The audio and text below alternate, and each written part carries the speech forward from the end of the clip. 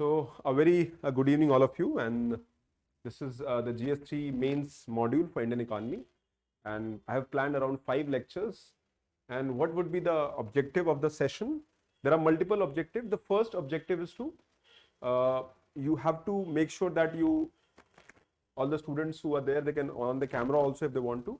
So the first objective is that you have to understand how to navigate. Now, let's say you've read economics, and when you have understood economics, what you need to do is that you have to identify what approach I should be doing to crack the mains and to be able to score higher marks. Now, I will tell you certain pointers in the GS3 mains.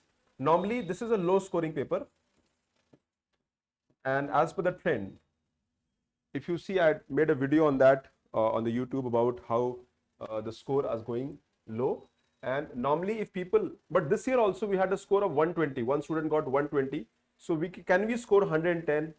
Because normally the scores even for the toppers that you'll find in the GS3 part. Now when you look at GS3 part, GS3 has a very wide range of subjects. Okay, so if you look at, we have disaster management, internal security, science and tech, environment and Indian economy. So you're reading 5 subjects. Now since you're following 5 subjects, it is very difficult to be able to make sure that you do well in every subject, especially the areas like science and tech. The topics are very difficult also. Many a times you don't know how to write on them. So normally the students who are scoring in GS3 mains, they are not scoring more than 90. Even 100 is a very rare score. Now question comes that why 100 is a rare score? There are 2 reasons. The first is, especially if I talk about Indian economy. Now when you look at the number of questions that have come in the Indian economics section, you'll find that 100 or 110. So average is 100 or 110 is what you're getting in terms of the questions. Now, if I am getting 110, if I look at 110,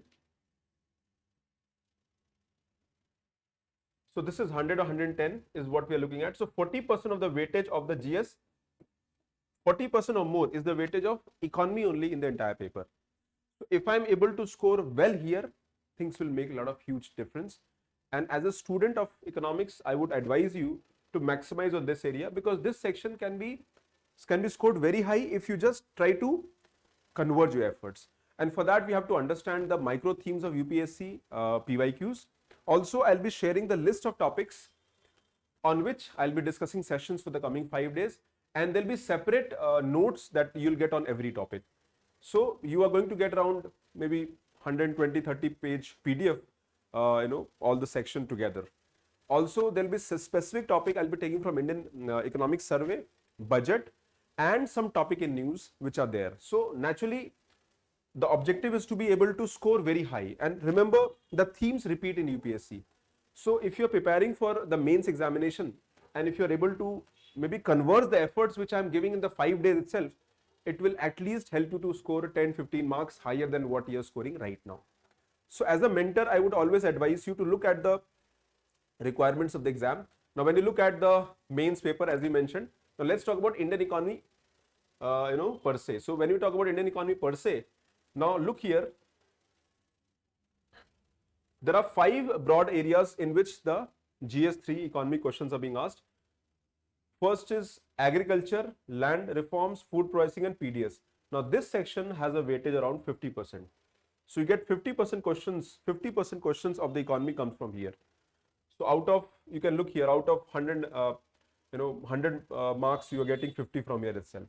So this is I'll be taking 2 sessions here. Tomorrow I'll be taking agriculture and inclusive growth. So 2 sessions here. Then growth and development. Now, if you look at the growth and development, normally you're getting 25 to 30 marks average, 25 marks. So I'll be taking 1 session here, and then the remaining 2 sessions will be covering these 3 areas. So when you're looking at the areas, now remember, I'm not here to teach the topics. Basic economics, I'm believing that you're able to understand, but my objective is how to be able to use these questions, these topics, how to cover them, how to approach PYQs, how to write answers, and how to use this value addition content, and how do you score better. Okay, so I'll give you, today is the first day, but from tomorrow onwards I'll give you some areas you can revise If you have read agriculture, you can revise your agriculture notes or inclusive growth notes. And we have a live smart. I'll give you 1 or 2 questions, and right away you will write the answer, and I'll make a group also. You can send your answers there. Okay. So I hope you're able to understand what is the objective. The objective is to make sure that you cover these, revise these topics, and I'll be giving notes on all these topics also. So that is where the focus is.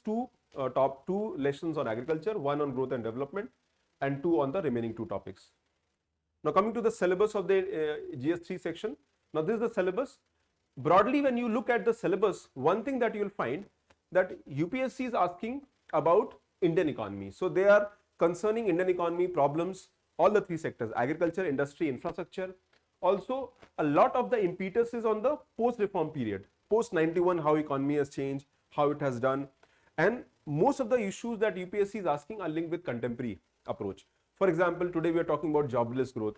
Recent data says that India has moved from jobless growth to job creation. That means jobless growth is a past. The recent report that came that said that India has the employment velocity of 1.11%, which means for every 1% growth of the GDP, the job creation is 1.11%. A few years ago, it was 0.2 or 0.3%, which means every 1% GDP growth, the employment generation was 0.2, 0.3%. And that is where India was witnessing a situation called jobless growth. Growth is happening, but jobs are not being created. Now, but the government data suggests otherwise, the recent data. So these are the pointers that you need to understand. You can use the data, because in economy, the answer writing has to be very clear, and you will get marks only when you are very specifically you are able to understand the key pointers, use the fact and data, apply them to the context, and I will provide all the pointers. If you have read basic economics, this notes will be very helpful. You just need to add them in your notes, update them, and factual information is updated here. So a lot of your effort that you might have to do from monthly magazine, don't do that. My content is much better than all those areas. So that is the approach that I'll be discussing. Now anybody, I hope Atika, Kanishk, Anukul, Aviral, Yashika, right? Soumya. So next 5 days, try to stick to that approach. Now these are the syllabus of GS Paper 3 main syllabus. Now coming to the micro themes, the first topic today that I'll be covering is this: Indian economy and issues related to planning, mobilization of resources, growth, development and employment. Now what is the approach? Now let's say this is topic 1, and now what I'll do here in this topic 1, the first will try to decode the PYQs. Okay, identify the themes. Okay, identify the themes from where UPSC is asking question. The theme could be economic growth, jobless growth, employment generation. These could be the themes where UPSC might ask questions. Let's say gig economy, employment. In the employment section we have gig economy. So decode the PYQs, identify the themes. That's the first thing. Second is current affairs topics and link with these themes. Okay, so make a list of current affair topics which are in news and link with the themes of the PYQs. That is the second approach. The third approach that you're supposed to do is that all these current affair topics, you need to have notes, summary of the notes, summarized notes with fact and data. Now this I will provide. You don't have to do anything, you just have to follow it. And in case if you're writing mains examination, or in case you already have notes ready, just pick these sources, add them to the notes, and the topics which you have not covered in the notes, that can be, you can make a micro short notes from your side. So this is something that I will expect from you when you are targeting the exam. Okay, I hope this is clear to everybody. Am I audible? Is this clear to everybody? Right? Okay, fair enough.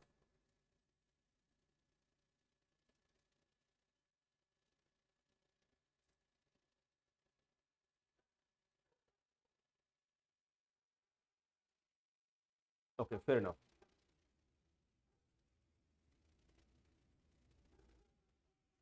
So let's decode the PYQs first, identify the themes. So when you look at the previous year, now I'll take today topic 1 only. So topic 1 talks about Indian economy, issues related to planning, mobilization, resources, growth and development and employment. Now these are the questions. Now if you look at year-wise segregation, what are the causes of persistent high food inflation in India? Comment on the effectiveness of the monetary policy to control them. So we all know that in India the inflation is because of supply side bottleneck, but RBI measures are mainly to control the demand pull inflation by controlling the money supply. So automatically the problem and solution lies separately, and that is where RBI's policy is not so effective, because RBI cannot address the structural problems of the economy. RBI cannot address the backwardness of agriculture or maybe poor infrastructure of agriculture. RBI cannot address the supply side issues or climate change, but inflation is happening because of that. RBI on the contrary will reduce the money supply, and when you reduce the money supply, people will not have money and thereby they will not purchase things. Inflation will come down. But problem is this will not solve the problems of agriculture. In fact, it will impact agriculture in a negative manner. The farmers will suffer. Okay, so but again we have to control inflation. So this kind of, now if you look at the topic, this topic is in news even today also. Though inflation today is controlled, but last year this topic was consistently discussed in the current affair, in the explained section or the economic articles. Okay, then faster economic growth requires increased share of manufacturing sector in GDP, particularly MSME. Now India always talks about labor intensive development strategy, labor intensive investment strategy, creation of jobs. MSME is the lifeline of India's economy, which generates 40% of GDP, 45% of exports, and it creates millions of jobs, and it is highly labor absorbing in nature. From India's perspective, even today we are adding 1 million people in the labor force every month. Every month we are adding 1 million people to the labor force, which means these are new people who are looking for job. So job creation is a necessity, and thereby the policy approach has to be job creating in nature. Just few days ago, Government of India launched employment linked incentive scheme. So if companies will generate employment, the incentive would be given to the companies. For employers who will formalize their jobs, will also get incentive. So these kind of initiatives are actually formalize the economy. So you can link, you can understand. Now these are topics which are routinely being discussed in the economy section, in the general news. So these are things that you have to understand. UPSC is asking questions on what basis? And thereby let's make a list of the themes and topics. So here MSME led growth, digital economy, digitalization of Indian economy, very important topic. Today we have data for that. Then structural unemployment question was asked. Monetized and care economy question was being asked.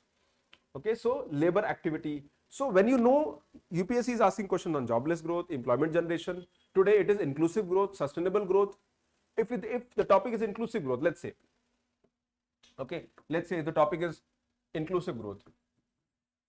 Now this topic I'll cover tomorrow, but let's say, now for that you need to identify the topics or themes which can create inclusive growth. Now inclusive growth can have multiple ways to look at it. Okay, so inclusive growth can come through skill development. Inclusive growth can come through employment generation. Okay, it can come through human development. It can come through increasing labor productivity, now which is again a part of skill development. Okay, inclusive growth may come through by creating or investing in infrastructure. Inclusive growth can come through creation of labor intensive industries. Labor intensive industries. Now this will create jobs also.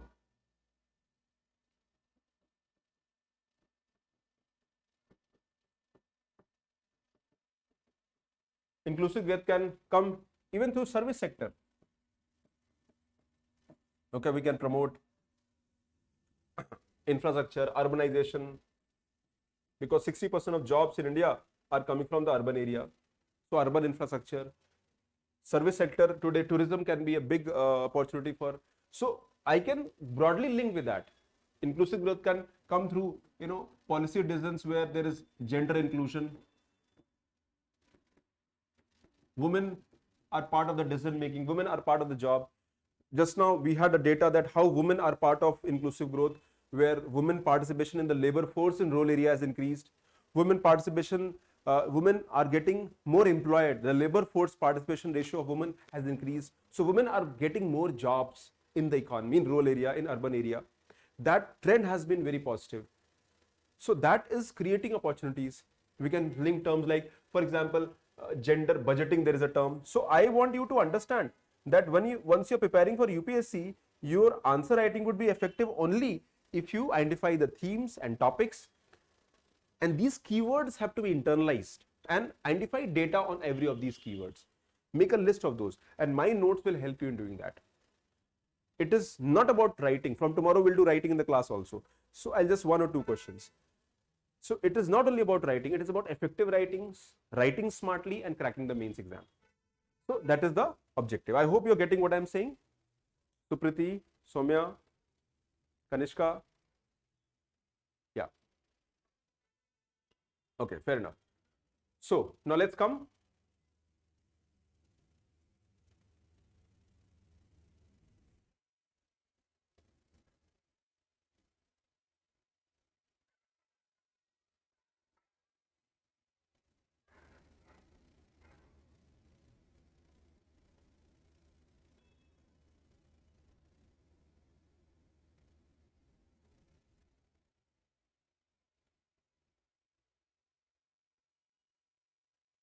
Am I audible, guys?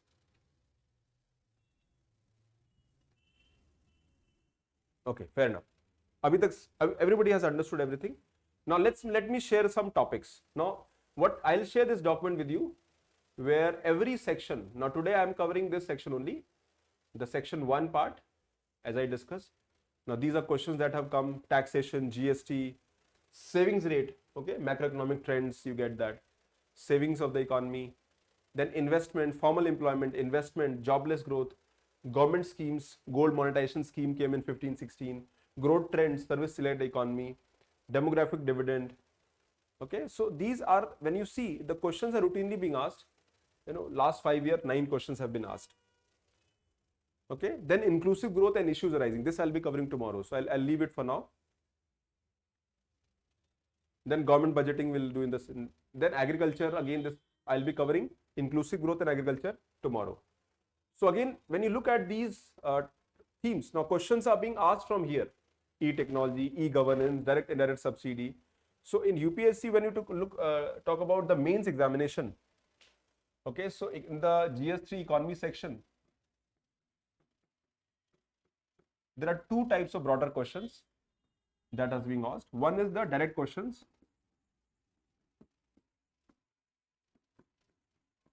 on topics. Let's say it talks about limitations of PDS, or direct or indirect subsidy, or land reforms. So for example, you can say land reform question is being asked. No, these are very direct questions. Now we can talk about land reform 2.0 in the current context. So land reform direct questions can be asked. Then there are applied or analytical questions are being asked. Now, if you have prepared this part, now this part is scoring. Here you have class notes, updated notes, revise it multiple times, you can write good answer. Direct question on budget. But here on this part, applied and analytical section, you have to interlink things. Okay, so question has sub parts, and I'll be taking some. Then you have to write in a multidisciplinary manner.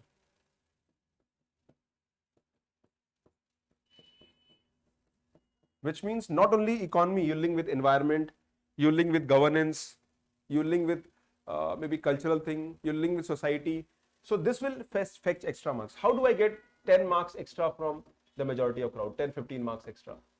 I have to score 0.5 marks extra in every question. In UPSC, 20 question is being asked. Every question can fetch you 1 extra marks. Now what do I do? How do I approach that? So the objective has to be there. Preparation has to be done in a very smart manner. And all the people who are writing mains, all my students who are writing mains, I'm sure a few of them will attend this lecture also, but now they are in extreme pressure. So I have suggested them that you can take the required lecture, and I will be sharing the PDFs. And in this PDF, you have detailed important topics are being there. I'll be sharing those topics also. Okay. So this is what we have to do. Now, when you look at a rice wheat system, again, we had this news in the Indian explained section now. water storage irrigation. Today, water stress, water storage, water irrigation, fertilizer, biofertilizer, organic farming, all these topics are contemporary topics. You can interlink it. Integrate farming system. The question has been asked multiple times. National watershed. Now, this project was in news. Declining rice and wheat yield. Okay. Water use efficiency, contract farming and land leasing. Now, when you look at these topics can be asked routinely multiple times. So, as an aspirant, what you need to do is that you need to understand the requirements of the UPSC, and based on that, you should make preparation. Okay. I hope that is clear till now. Now, so let's go to these topics I'll be covering tomorrow.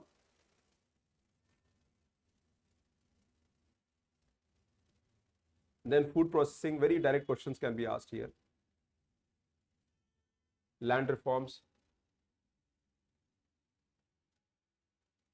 Now, I want to share certain things with you. Let's go to the end.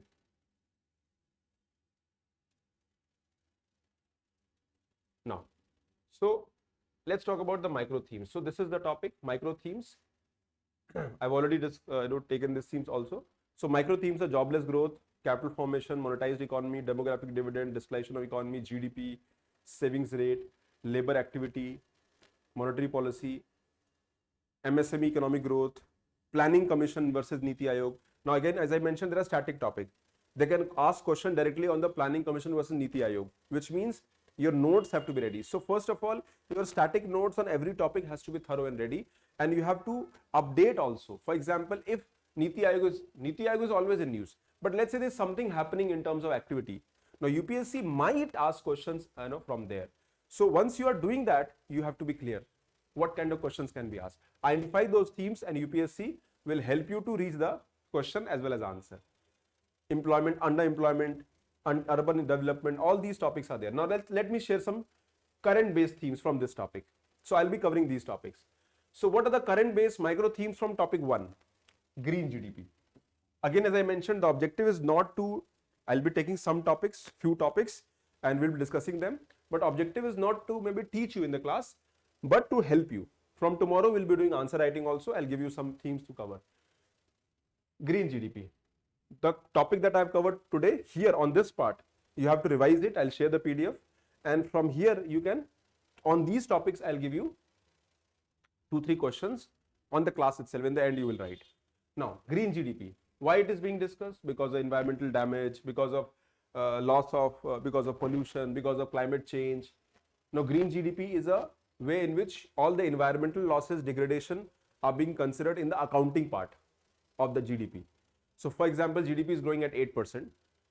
GDP is growing at 8%, but environmental loss is 5%. As per the World Bank data, in India, we have environmental loss around 5 to 6%. That means effectively, even if you are growing at 8%, we are losing 6% annually because of loss of some kind of environmental problems, because of pollution, because of land degradation. So your economics is just looking at how much we are producing extra. It is not looking at the aspect of how much we are losing, the economic worth of the environmental degradation and losses. So effectively, GDP is growing at 2%, right? So we have to understand demographic transition always being used. In the prelims also question was asked. India is in the 4th phase of demographic transition. So when you are able to understand that these questions, critical mineral, India's economic transformation, national critical mineral mission. Now UPSC will definitely, this is a very important topic, UPSC might ask questions from here. Now then the changes in the employment scenario, future ready workforce. Today we are witnessing AI, industry 4.0, disruption, how you should adapt, and that is true for you and me also. We have to upgrade, we have to reskill, we have to upskill, we have to upgrade ourselves. In India, 65% of the population is under the age of 35, and thereby they need to be ready for future. In future, if the jobs will not come from traditional areas, you have to learn AI, upgrade them, or maybe understand them. All the low skilled job or low manual jobs might be replaced by technology. So our future workforce have to be ready, adaptive, skill based, resilient, and disruptions are new normal, and thereby you have to be ready for that. So, and this will apply for even people like us who are UPSC aspirants. So UPSC will very easily ask questions, challenges affecting India's economic growth, India achieving high income economic status, formulation of economy, very important topic, always being asked. Government is doing, for example, just last week, employment linked incentive scheme that was mentioned in budget also. So formulation of Indian economy is very much common topic. Now here some topics like gender inclusion in the India's manufacturing workforce. Government gave a data also on this. So this is something that how manufacturing landscape, 20% women, around 18.9% women are in the manufacturing sector. Now that is around 1/5, very less. What India can do, how can we include women more? By giving them more skills, giving them more opportunity, some kind of fund, Nari Shakti fund, some kind of livelihood mission, Ajivika schemes, special entrepreneurship program for women also. So we have to be clear on that. India's GDP base revision. Now this is overdue. We are expecting that by 2026, the base year will change. The base year will be 22-23. The base year for GDP, the base year for index for industrial production, and base year for CPI, all the three will change. Now why there is a need of base revision? Now it is a contemporary topic. Why do we need a new base year? Because base year change will account for all the structural change in the economy. Base year have to be routinely updated. Otherwise, the picture in the economy will not be clear. Okay, what are the limitations? What are the challenges of base year, base effect? So UPSC can ask normally any topic. Let's say any topic that you are studying. Any topic. Okay. So let's say any topic that you're studying. So how do you navigate the topic? The first, concept. For mains examination, concept. Definition of the concept. Inclusive growth, concept, definition. It is clear. Then data. Quote, if you have any. In economic survey, you'll find a lot of quotes also. You can just use the quote directly. You can start. So concept, data, which is contemporary. So I will, for example, if I talk about inclusive growth, now there are multiple data, inclusive growth, any one or two data related with that concept can be understood. For example, India talks about financial inclusion. No, that is a concept of inclusive growth. So concept, focus on concept. If I say malnutrition, if I say fiscal consolidation, if I use the word called structural unemployment, concept, any data or fact you have related to that, and make sure the data is contemporary, current based. Also, the data has to be from the government sources, World Bank, IMF. These are credible sources. You can use the word called Holy Trinity. Holy Trinity. What is Holy Trinity here? Niti Aayog, Economic Survey, and budget. Also, you can add RBI reports. So these are the primary sources for your economic data.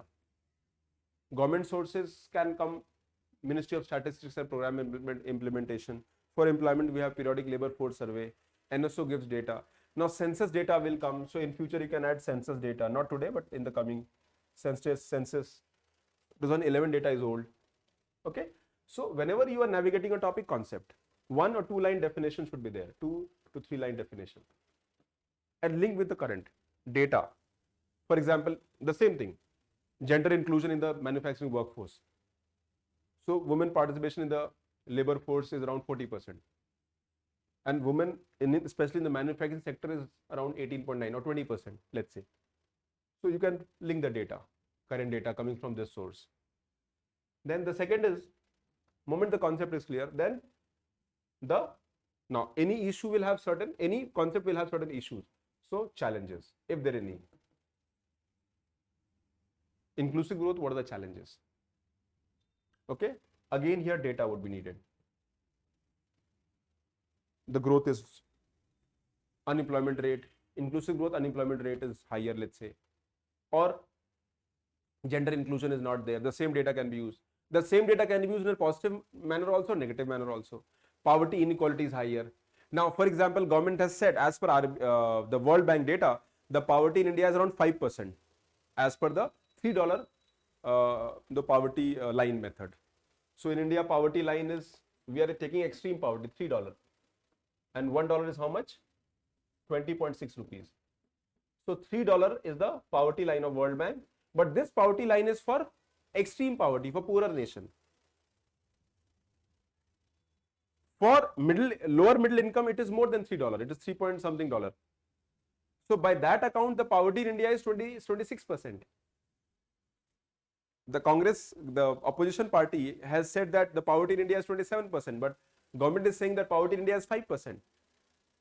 But the measurement methodology is different for the government and for the opposition. So the challenges, now data can be used, that the same data can support the argument also, and can, if the data is favorable, you can support the argument. If data is not supportive, and government has all the data, don't worry, it will help you. Second is data, challenges in pointers.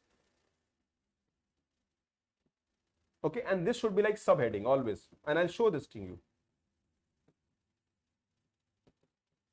Only one time you have to make an effort. Then the third is challenges, and then the third is solutions, way forward. Now here can be government schemes. Again, data is important here. Okay, so mostly the topics have to be done in a similar fashion, and we'll see few topics that will make you understand you better. Is that clear, guys? So these are current based themes which we have to do. I'll be taking some topics. Now before going ahead, do you want me to cover any specific topic? Look at the topics, and I need your input also. I need the interaction should be two-way, right? Tell me which topic I should cover in this. Tell me which topic I should cover. I want. Message me.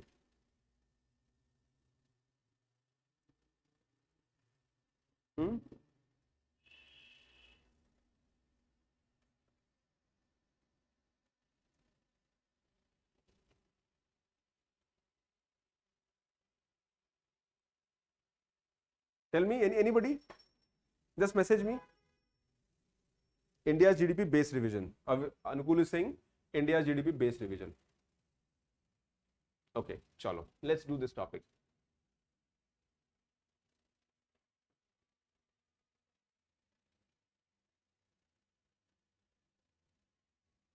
Now these are the notes. Let me show you the notes first.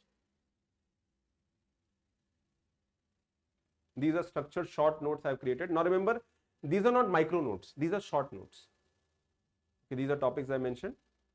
And then in this notes, you will see PYQ based themes. What are themes? These are themes where UPSC is asking from this topic especially. What is the name of the topic? Indian economy issues related to planning, mobilization of resource, growth, development and employment. Now, so let's take, so this is green GDP as you mentioned. We have data, fact, key pointers, challenges. Then what kind of questions are being asked? GDP, basic question, define potential GDP and explain its determinants. Now, many times you might not know the topic also, but that's okay. What a potential GDP? Potential GDP is, GDP where factors of production are fully utilized, the highest potential. That is what GDP is.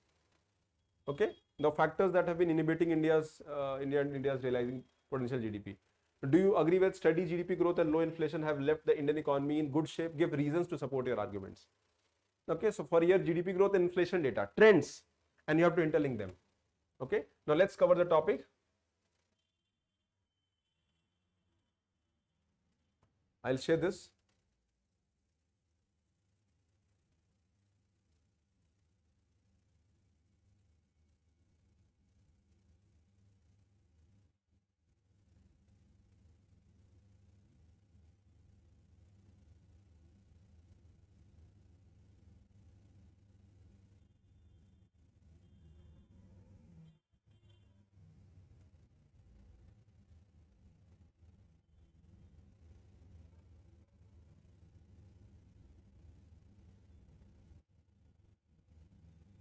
Okay, so this is the topic. India's GDP base year revision. Now, what is base year? Base year is a year from which the calculation is being done, and it's a benchmark for calculating the real GDP. So Ministry of Statistics and Program Implementation is revising the base year in calculating GDP from 11-12 to 22-23. Okay, IIP in Index for Industrial Production base will also move, and CPI will also rebase, and likely to release in the Q1 of 2026. So next year we are expecting that the base year will change. Now what is base year? Basic concept, basic definition. Okay, base year should be updated every 5 to 10 years to reflect the changing system, changing economic patterns, new sector and production structures. Now why do we want to update the base year? Because the base year is outdated. The new base year will account for the structural changes. It will improve the data accuracy. The calculation is more accurate. Also, because 2022-23, but there are issues also. 2022-23 was a pandemic recovery year. So a lot of people say that this is not the right year, because the year for which we take the base year should be stable year. It should not have fluctuation. Okay, some people are saying no, this is a pandemic recovery year, so base will not be right, but that's okay. Government has taken with certain. Lack of census complicates the sample data because we don't have a census data. Okay, then there are methodology issues also. A lot of people have a issue, especially for unorganized sector, we don't get data. So when you're looking at these topics, you understand what questions are being asked. Now, advisory committee, key aspect of revision is the pointers are there. You don't have to do much. You have to just read these topics and update in the notes. Now see what question has been asked. Explain the difference between computing methodology of India's GDP before the year 2015 and after the year 2015. So 2015, before and after. Among several factors for India's potential growth, saving rate is the most effective one. Do you agree? What are the other factors available for growth potential? Okay, so in GDP growth, how saving rates can lead the GDP growth? Now, if you remember the formula, okay, so in India, aggregate demand comes from, now let's say, if you have understood the concept, how UPSC can help you. So aggregate demand, which is GDP, can come from 4 sectors, C plus I plus G plus X minus M. Now M is your investment rate, and investment depends on savings.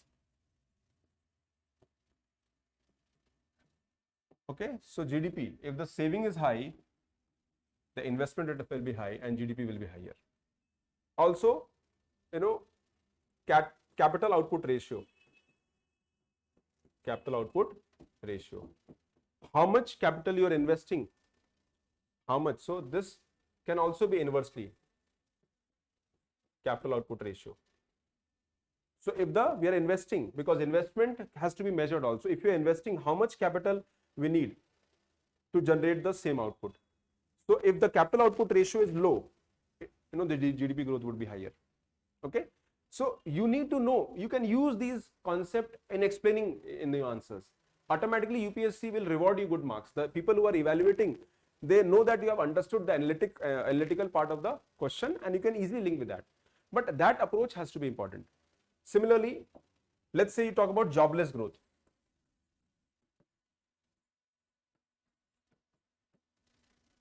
Jobless growth is happening, but jobs are not being created. Now, how do you prove it? You say unemployment rate is low. You can't check it.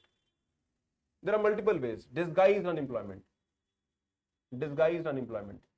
In rural areas, we see that labor absorption is less. The second concept, or main important concept, employment velocity. If you put these data, you'll get marks. Otherwise, you will not get marks. Okay. So employment velocity, earlier it was 0.2 to 0.3, which means for every 1% growth, job creation is 0.2, 0.3. This is employment velocity. For every 1% GDP growth, how much employment is being generated? But on this, the new data suggests that the employment velocity is 1.11%. For every 1% GDP growth, the employment generation is 1.11%. So this is positive. This is positive. If employment velocity is 0.1, there was a time when employment velocity was 0.01. This was the era of 2009 onwards. And this was a situation of a period of jobless growth. But current data government suggests that no, we are witnessing from jobless growth, India has moved towards job creating growth. Okay. So these data will help you to fetch marks. Otherwise, Generic answer will not help. So it is, as a student, you need to understand that what concepts, what themes, what is the meaning, how can I apply, and these are pretty static things. Once you understood the concept, you just have to use it. Now for this, you have to read newspapers. You have to read newspapers, and people are not reading that in the explained section. Are you getting my point? Aviral, Atika, Kanishka, are we clear? Is it clear? Somya beta, is that clear?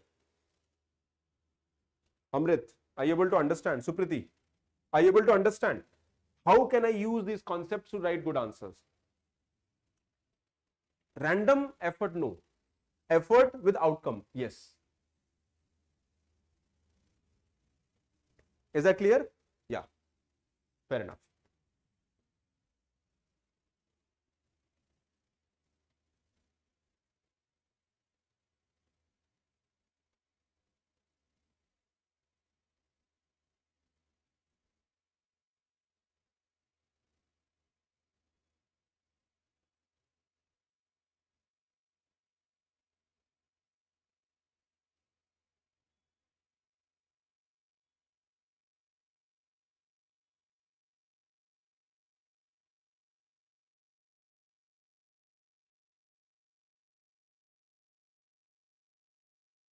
Okay. So explain the now this is something that you have to understand. Now I would like to take certain topics which I believe is very important. Let me take some topic where I believe that UPSC will ask the mains questions. So I have highlighted the important topics.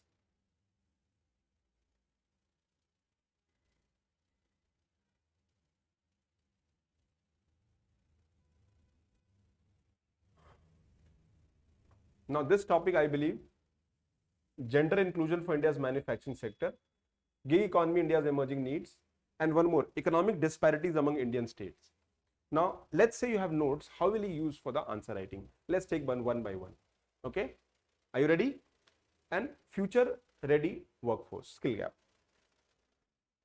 Now let's look at it and try to understand, can we use it or not? The first is topic 4, future ready workforce. Now what you have to do, pick these topics.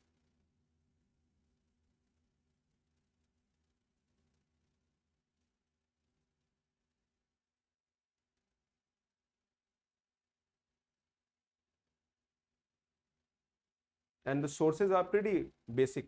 We have taken from PIB. Now this again is an important topic, National Critical Mineral Mission. Very important topic. Read it thoroughly.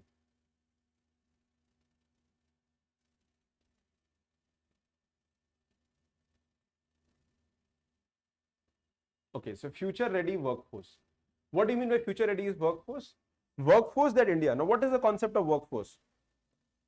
What is workforce? Conceptually should be clear. Workforce. What does it mean? It means people who are employed.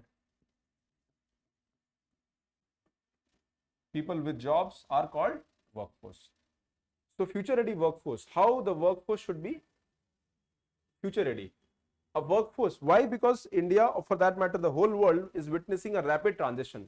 Industry 4.0, automation, artificial intelligence, that will change the way things are being done. And next 5-8 years will be revolutionary. So the workforce cannot work in a traditional manner. A lot of routine manual jobs will be replaced by the repetitive jobs, which can be replaced by technology. And thereby we need a workforce that is resilient, technologically adept, and they are adaptable to a disruption. And they develop that approach. Now why we are discussing? Because India is a country which requires a development strategy which is highly labor intensive. As I mentioned, 1 million people are being added to the labor force every year. Labor force are the people who are seeking job and people who have jobs. So 1 million people are looking for, new people are looking for job every month.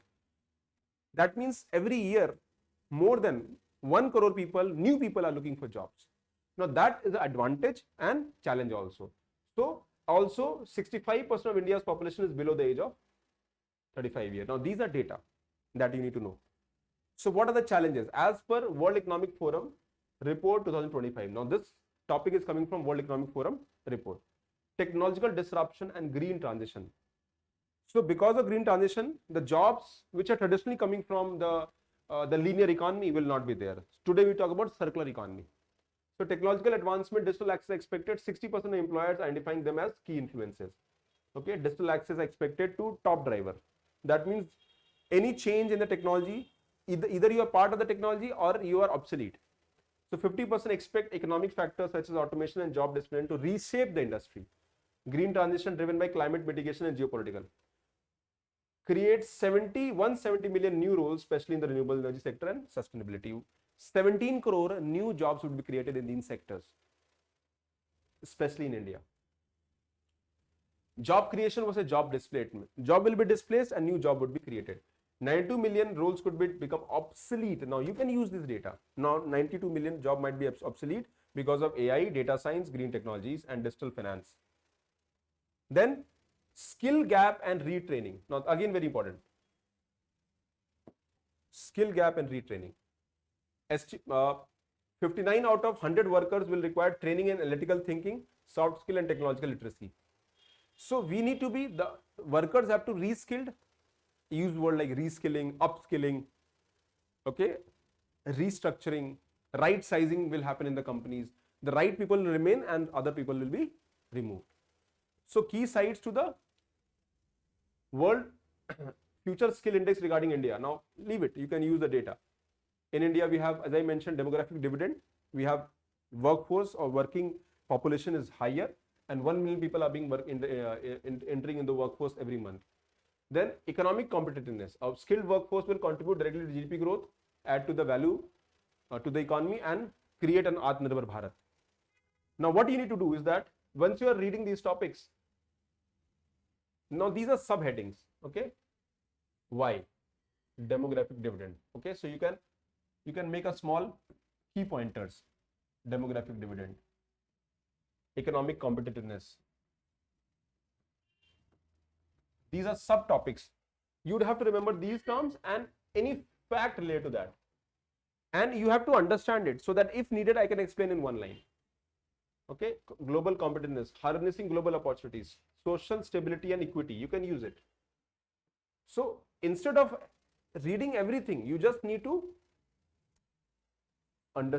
make this add to your notes, fact-related data, examples, and revise it. You know the concept, but you need concrete data, fact, and key points. Now these are keywords that can be used. If you have the concrete points, then only you'll score marks. Otherwise, no, you can't score. Tomorrow, I'll show you a copy of GS3 Economy, a topper who scored 120. And you will see how the people are scoring so high. So it is very important that you understand. Just mere, because generic answer will not fetch marks. Okay. What are the government initiatives towards future ready workforce? Now, what are the initiatives? What are the problems? Initiative. Now, again, very important. Government data.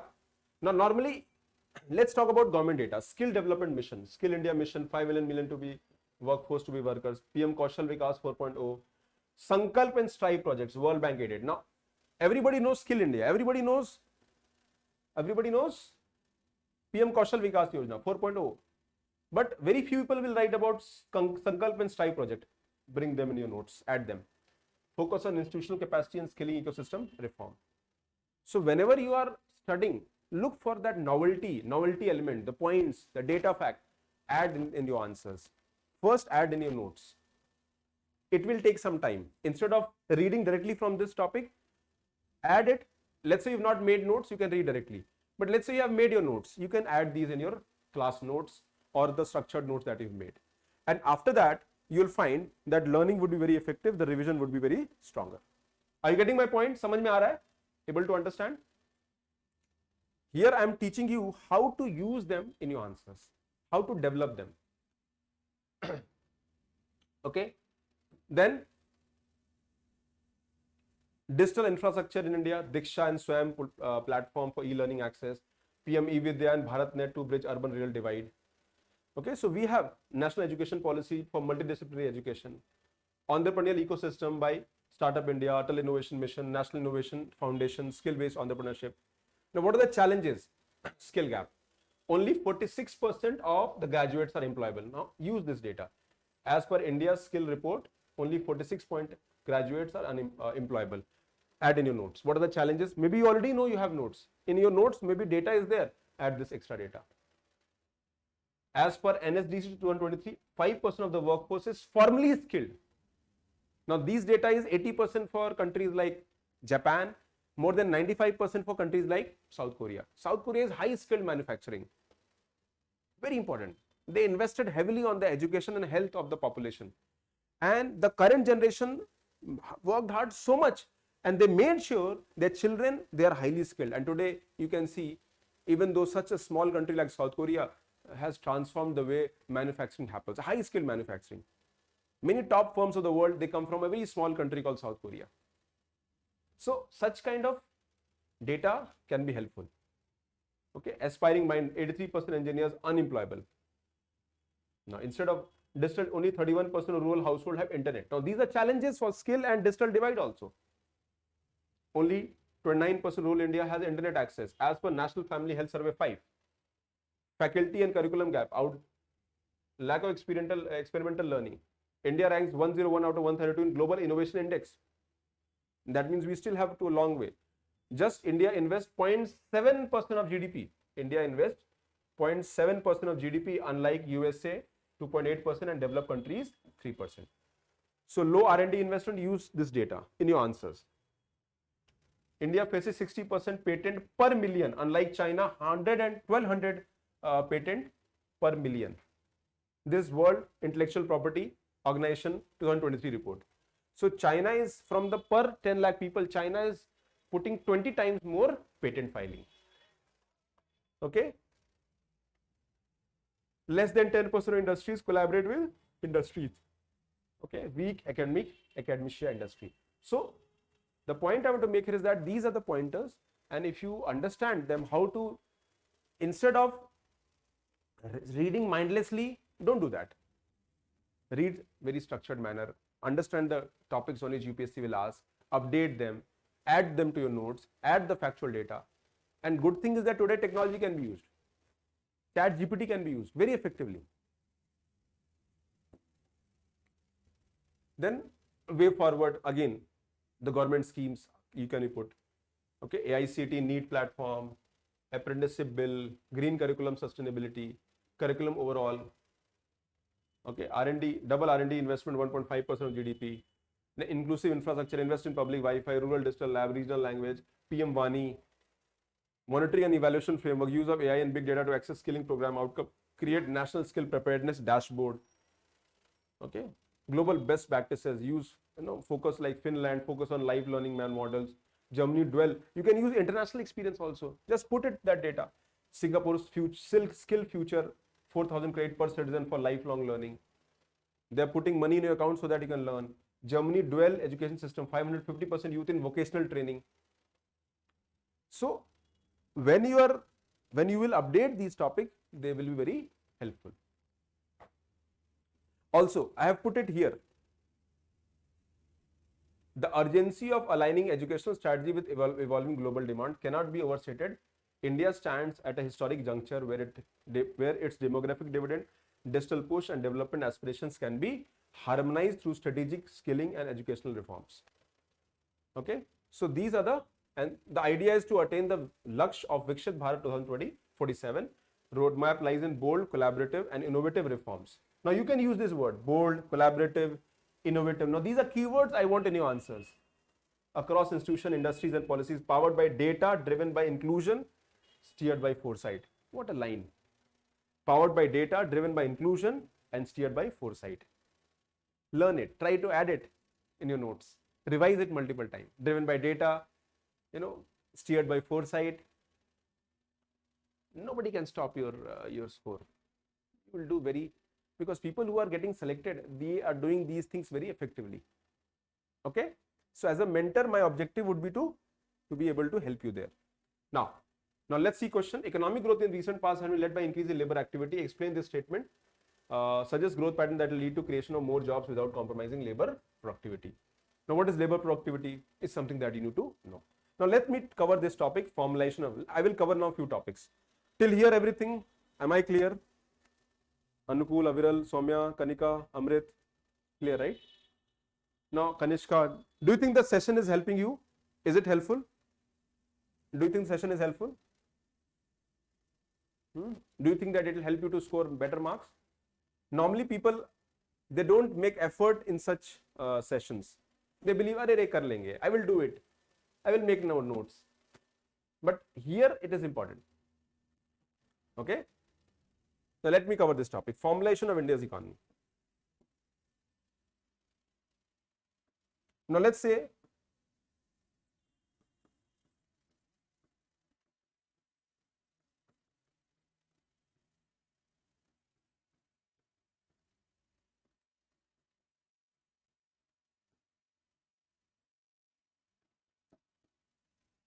okay, so formulation of Indian economy.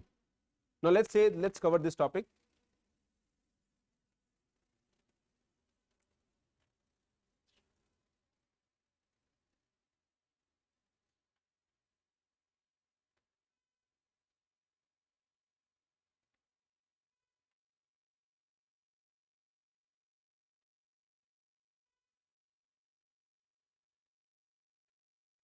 Okay, so let's understand the formulation of Indian economy. Now what is the concept of formulation? Formulation, what do you mean by formalization? Anybody? What do you mean by formulation? Okay, process of integrating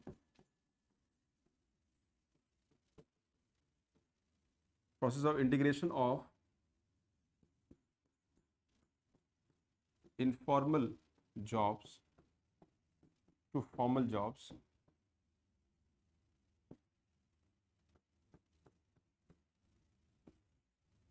That is jobs with social security and benefits. That is how you can write in a very simple manner. So formulation economy refers to process of integrating into formal jobs or formal system. Okay, jobs into formal jobs or formal system. Now how do you do it? Okay, so how do you make, okay, so write down, for example, labor code. So right now let's talk about data. 9% of jobs in India are formal jobs. That means 91% jobs are informal. The process of formulation is mainly moving these informal jobs towards the formal job. So they should cover under the labor, 4 labor codes are there. So 4 labor codes should, these informal jobs should come under the 4 labor codes. Second is social security, expansion of social security benefit. How do you do that? Provident fund, yeah, EPF enrollments. The organizations should be GST registered. Okay. The gig economy or gig workers should be covered. Minimum wage benefits should be, minimum wage criteria should be defined. Okay, so we have certain data. So what do you mean by formal jobs? Legal recognition. They are covered under the social, legal system. There's a tax compliance, and they will provide social security coverage, EPFO, employee insurance, e-shram. Now, why formulation is important? Multiple reasons. Because the workforce needs to be given respect, dignity, and thereby, and social security also. Also, when they get these things registered, social security, they have access to finance, and their productivity is higher. So let's say I'm having a secure job, so I'm more productive. If I'm having a contractual job, my loyalty towards the organization would not be there, because fundamentally maybe I'm not able to do better. Okay, then how do you know that India is doing well in formulation? Well, India has some data. Now, for example, let's say question comes, do you think that in India the formulation of the economy is taking in terms of employment generation? If yes, suggest data or give data to explain it. Also discuss the limitations. So GST registered taxpayers, how much? 145 crore till March. GST revenue average 20.14 lakh. MSME registration have increased. EPFO subscriber have 1.2 crore under as per Ministry of Labor and Employment new. That means 1.2 crore new formal jobs have been created. Around 67% of new members are first time registration. Number of workers registered is 1.8 crore covered under the health insurance.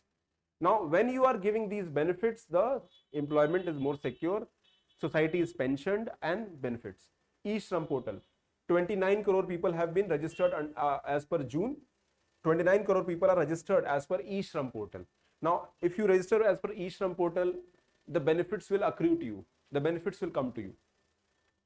Okay. So these are data, you can use it, understand it, and they will help you to be better. Majority are from agriculture and construction sector.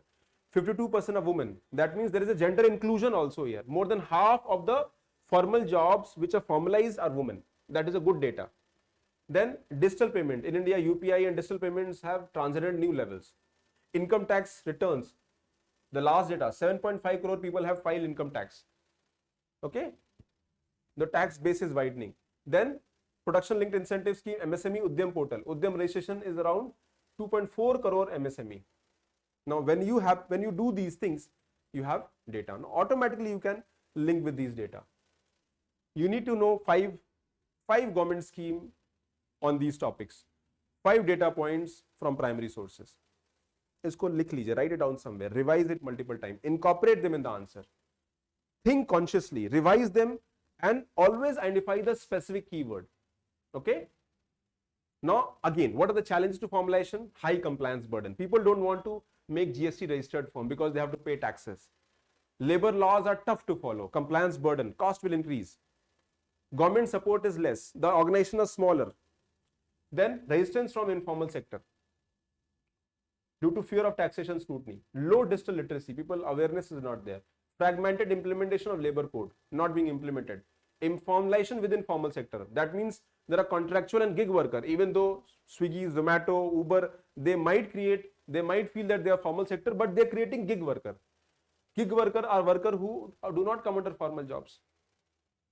Okay. Then way forward, simplify compliance for small business, simplified GST return, incentivize formal hiring through EPFO and ESIC sub. You can also add here the recent employment incentive scheme.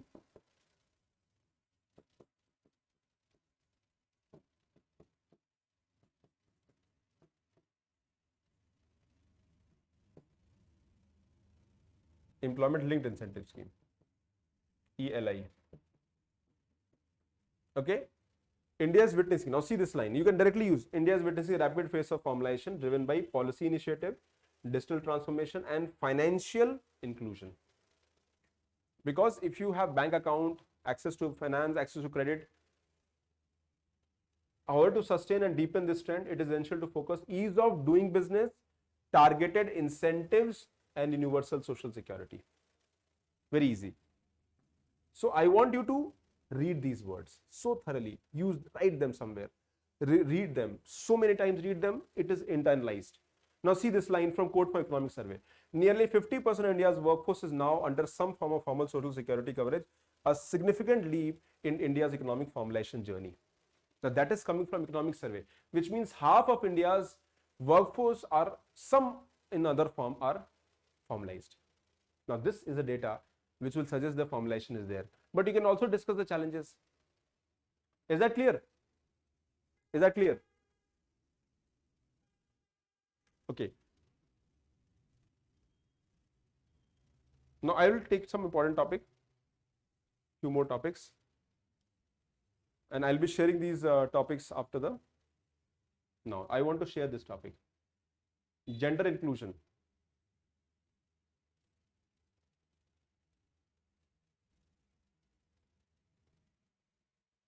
Just few seconds, I'm coming.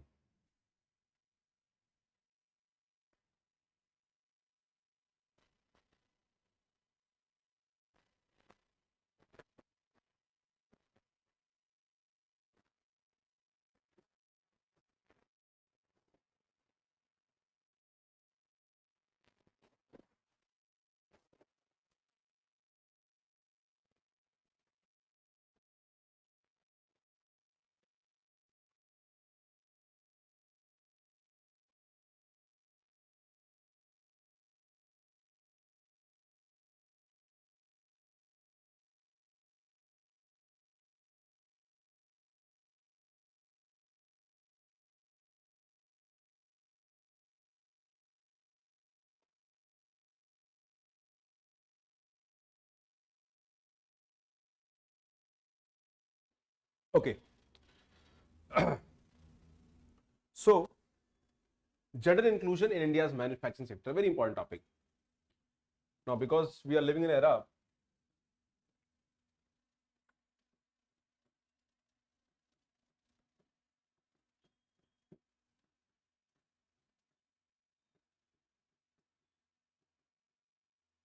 okay, so let's say a question comes on this,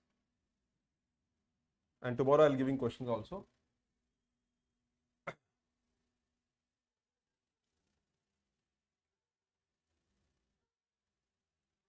Employment economic survey, the female participation has been rising in the last 6 consecutive years.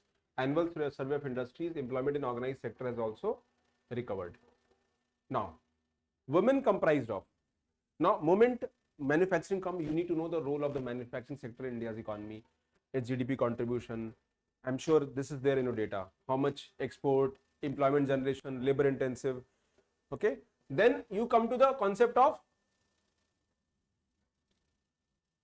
okay, let's see how much women are there. So out of formal sector, 18.9% formal sector are employable, 1.57 million are, but down from 20.9. So your formal jobs have come down. Informal sector, women are represent substantial 43% of informal manufacturing workforce in low skill, low pay roles. And what are the areas? Many. What are the issues? Low wages, poor safety, and without social security. So informal jobs, poor social security, low wages, exploitation, harassment. You can use these words. Then regional variance. Southern states like Tamil Nadu, Karnataka, Maharashtra, Andhra Pradesh account for 75% of the formal job. Now again, that means there is a regional disparity. There is a regional disparity. These data will help you to bring quality to your answer, which means states which are industrialized and developed, 75% formal jobs for women is coming from here. In contrast, states like Bihar, West Bengal, Chhattisgarh and Haryana have less than 6% of female representation. Now, when you look at Haryana, Haryana is a developed state. It has very high per capita, but from the woman dignity point of view, the jobs are not formal here. So these data are very helpful to put to the context that you are. So, but data have to be identified, revise and understand how to use them in the context. Okay, only 20% women are employable in manufacturing as per the data. 25% of India's manufacturing should become 25% of the Make in India initiative. Women are expected to play a pivotal role in reaching the target. So, when you are preparing, identify the data. Don't random read it. Be very contextual. Now, what I am asking my main student, that you just follow the document, see extra data and point which is not there in notes and add them and revise them, incorporate them. In 150 word answer, tomorrow I'll be taking 1 or 2 model answer also. In 150 word answer, how many of you, how many topics, how many points can be added? Normally 8-9 points in 150 word. In 250 word, you can add 12 to 15 points. But you have to remember those points, right? And that remembrance will come through repetition. Now, budget policy. What are the schemes? Now again, words like Samarth scheme, Skill India, Equal Remuneration Act. Okay, so gender focused schemes are, that means gender budget in India is around 4 to 5%. What is gender budgeting? Women, the investment or the expenditure made in the government scheme for gender or women related schemes. A forthcoming 1 lakh crore seed fund announced at recent Niti Aayog meeting aims to boost women participation. So you can add 1 lakh crore seed fund as per Niti Aayog in tier 2 and 3 cities. Now this is budget and policy measures. Remember, Holy Trinity: budget, economic survey and Niti Aayog. Niti Aayog safe accommodation report. Safe accommodating housing factory workers. Gender women workforce inclusion, gender inclusive dormitories. Now these are words that can be used in your answers. Okay. RBI,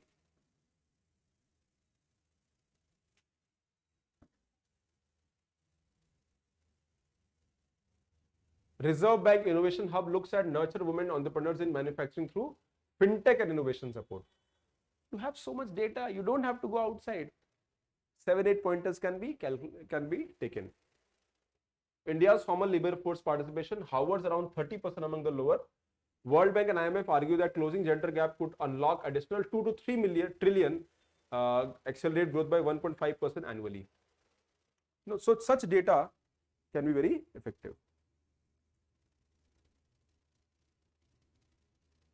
Okay. It's very humid today.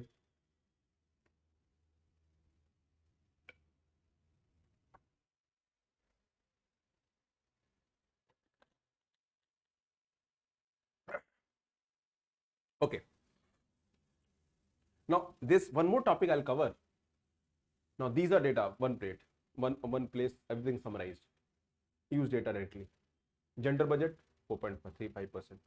Then recommendations: strengthen legal framework, Equal Remuneration Act, improve access and infrastructure, expand training.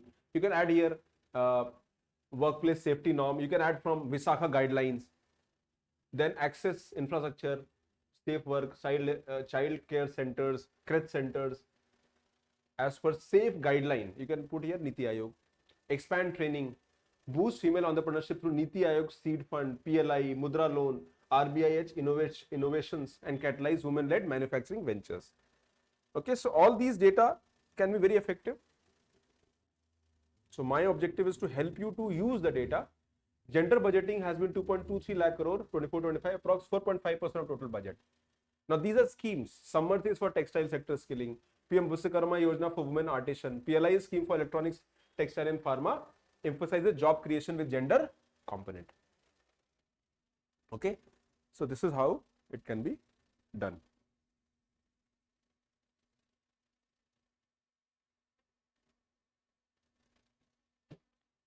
Now I'll take a topic called, very important topic, not gig worker. This is something that I will talk about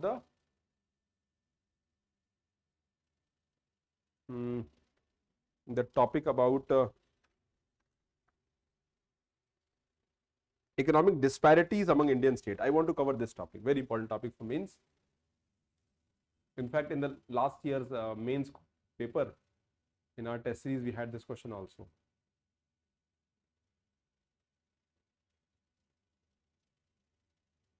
Now, this is very important topic, very economic disparities among Indian states.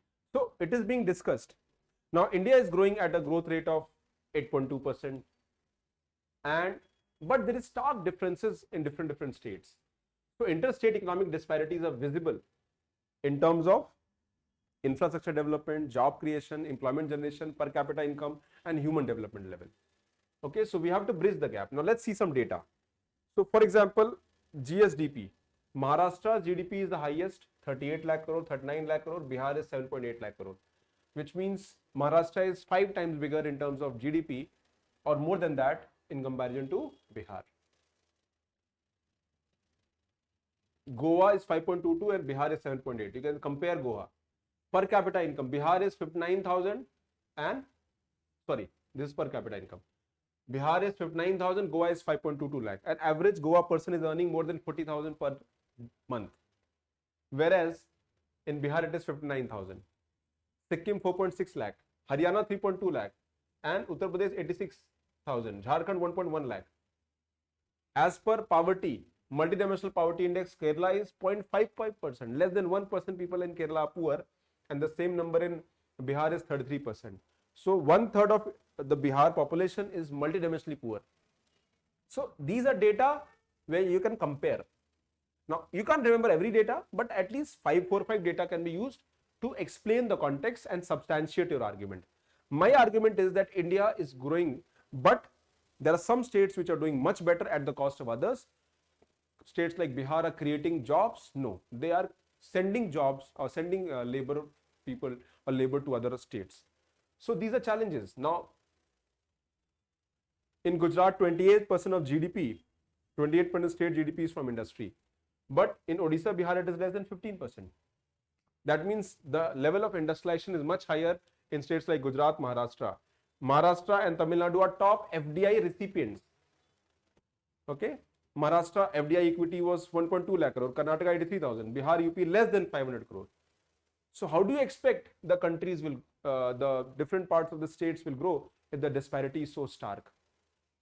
So for me, this topic is a very important topic because somewhere it is beyond the sabka saath. What is the motto? Sabka saath, sabka vikas, sabka vishwas, or sabka prayas. Okay. Now, causes of economic disparity: uneven industrialization. The coastal states are more industrialized. Western and southern states are more industrialized due to ports, connectivity, and proactive policies. Whereas eastern and northern states they lag in manufacturing sector. Uneven industrialization, governance and institutional capacity. Also, the fiscal capacity of states like Kerala, Tamil Nadu, Gujarat are much better in governance, delivery, and fiscal capacity. In comparison, Bimaru states face administrative challenges. Then, human capital divide. Literacy is as high as 96% in Kerala and 71% in Bihar. Skill development varies widely. Hilly northeast states face logistical barriers, poor connectivity.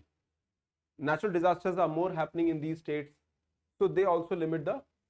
Also, historical factors. Colonial policies favored port cities, neglect of the hinterland. Consequence of regional disparity: migration stress. So, the few cities in India, Delhi, Mumbai,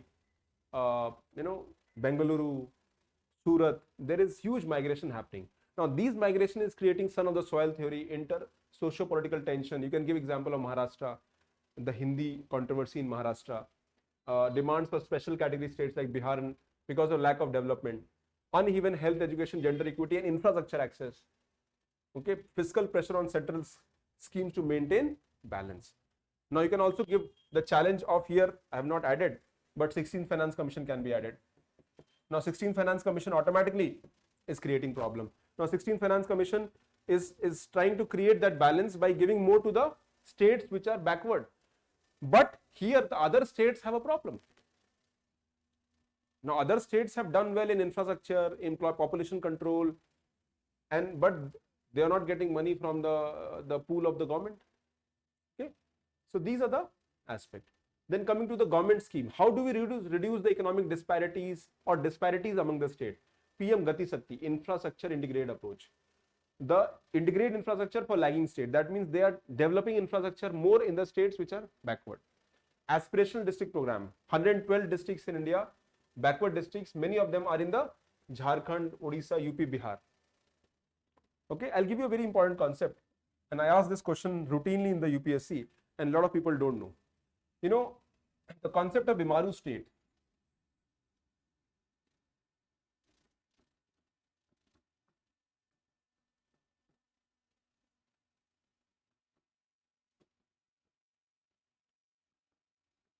So the concept of Bimaru state, where it came from? So there was a very famous Bimaru. What is Bimaru? Bihar, Madhya Pradesh, Rajasthan, UP plus Odisha. Now this was given in 1985 by a very famous economist called Ashish Bose. So Ashish Bose gave this concept of Bimaru state. Now this Bimaru state concept was changed in 90s into a concept called empowered action group states.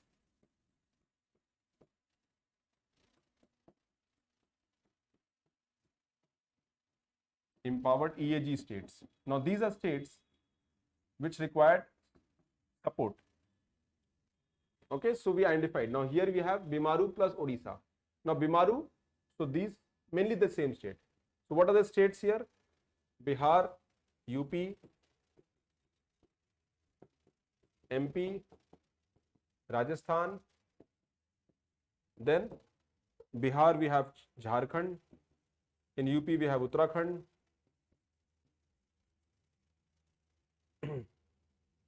Chhattisgarh.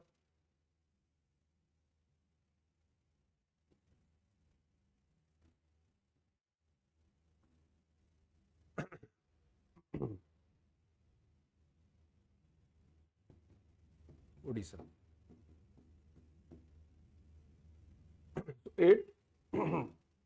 Eight states came into the category of empowered action group states. Now, these are states where government focus especially in the Government said that these are backward state. So instead of word Bimaru, because Bimaru word is not right. Bimaru means Bimar, you are not well. So these states there was special focus on what?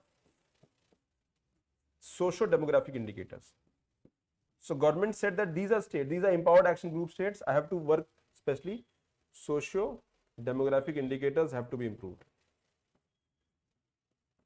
Now this continued till the 2014, and that is where this came in late 90s, and that is where the EAG state concept was transformed into aspirational district program.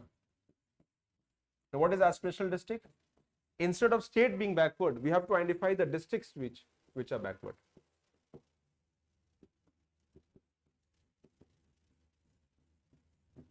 And total 13 districts were there, but right now.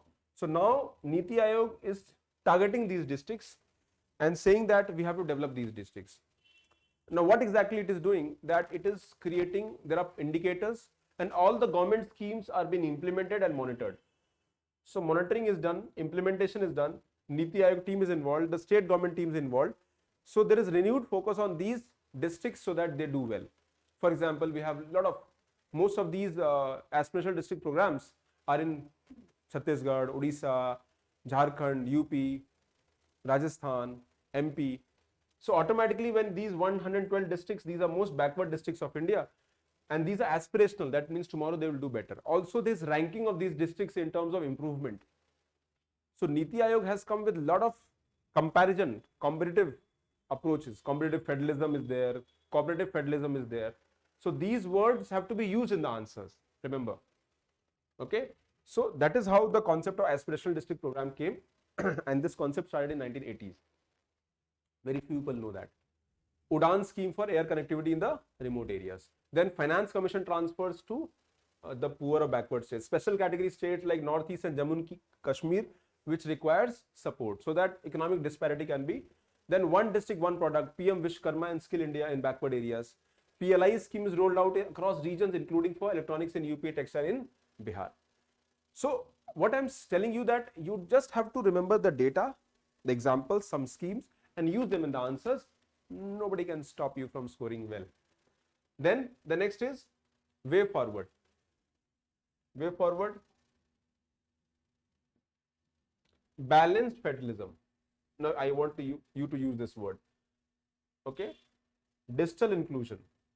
BharatNet, PM Vani, private sector tax holiday as SEZ, universalized national education policy, Ayushman Bharat, Samagra Shiksha across laggard states, fuse infra in northeast, Bimaru and left-wing extremism affected, balanced federalism, good governance, inclusive policies. So if you write these pointers, automatically the answer will be much better and your answers will be more effective, I would say.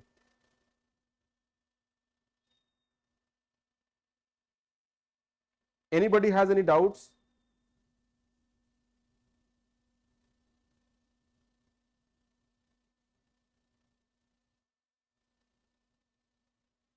Anybody, any doubts, any questions? Any questions anybody has? I hope everything is clear.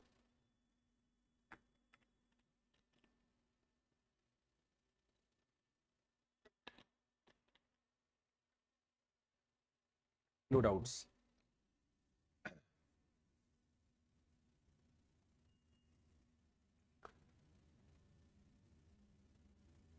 Now this topic is also there. The headline is missing here. Global capital flow. Now global capital flow is happening in India, and their topic is that how global capital flow is happening and how they are effective. So directly you can use the data points. For example, if I talk about FDI, India received 71 billion FDI in 23-24 as per DPIIT. It is 8th globally in terms of FDI flow as per World Investment Report. Top sectors, services, computer, software, hardware, and top major investors, Singapore, Mauritius, USA and UAE. Now you need to know this data.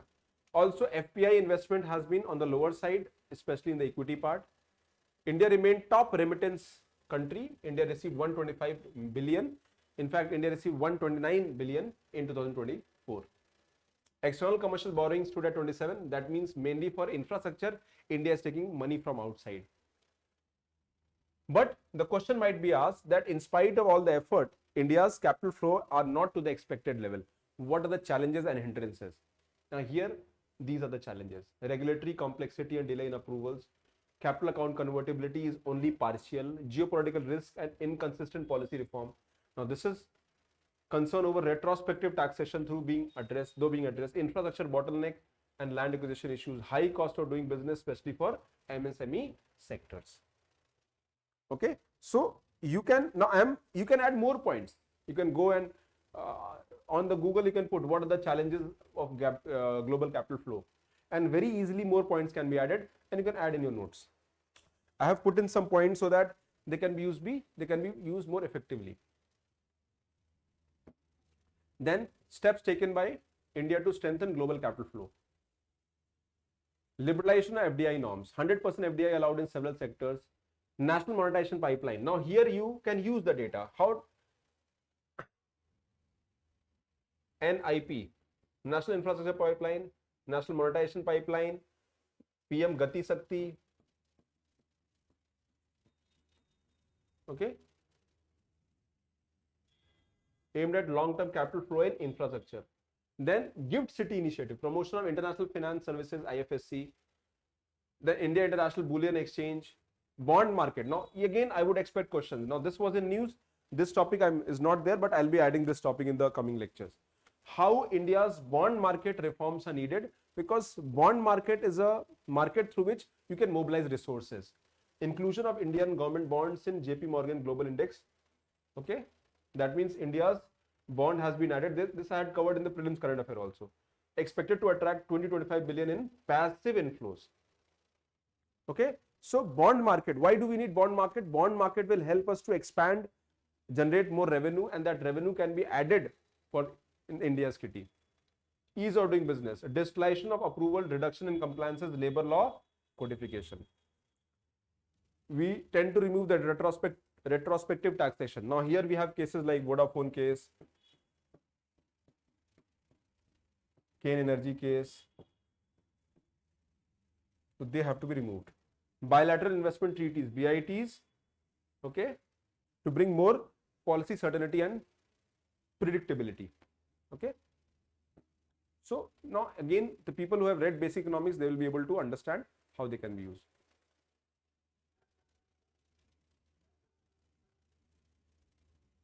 Now data for job creation, labor force participation rate, 57 point, overall 57, almost 60%. Female is 37%. Now this has increased to 60%. Female is more than 40%.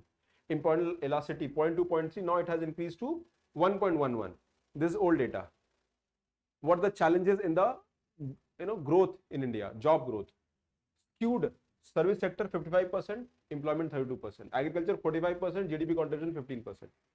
Manufacturing employment 12%. Slow formalization, 90% are in the informal jobs. Periodic labor force says that low employability among the graduates. Human capital index, India is 129th in the world. Okay, AI is reducing low-end jobs, especially in manufacturing and IT services. Now, what are the ways through which government is trying to formalize the job and also increase the number of jobs in the country?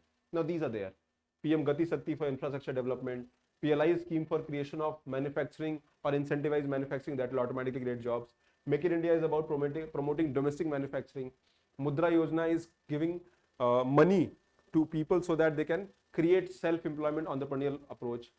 Skill India Mission 1.37 crore youths since 2015. Startup India boosting innovation-based employment. EPFO payroll data, jobs are being created. Atmanirbhar Bharat Rozgar Yojana, EPF subsidy is being given.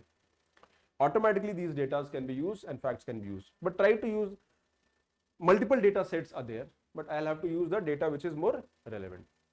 India's demographic dividend offers a critical opportunity, but only if economic growth translates into quality job creation. Though a blend of structural reforms, labor-intensive investment, and robust skilling, India can ensure growth story that is inclusive, equitable, employment-rich, aligning with Viksit Bharat 2047. Okay, so when you look at these topics,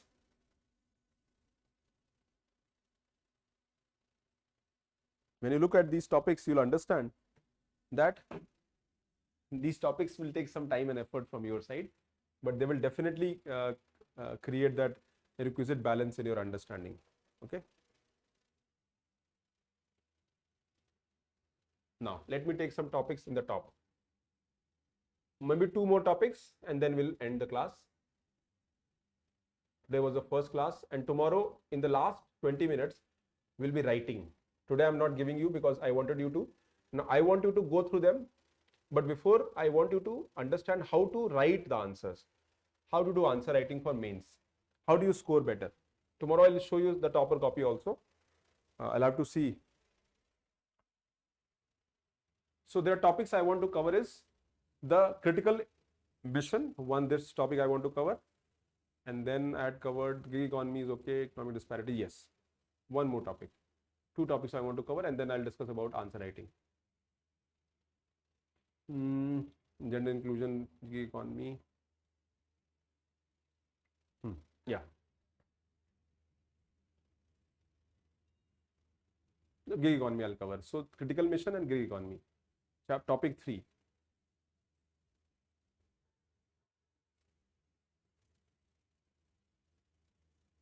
This second topic can also be taken. Very interesting. Okay, take.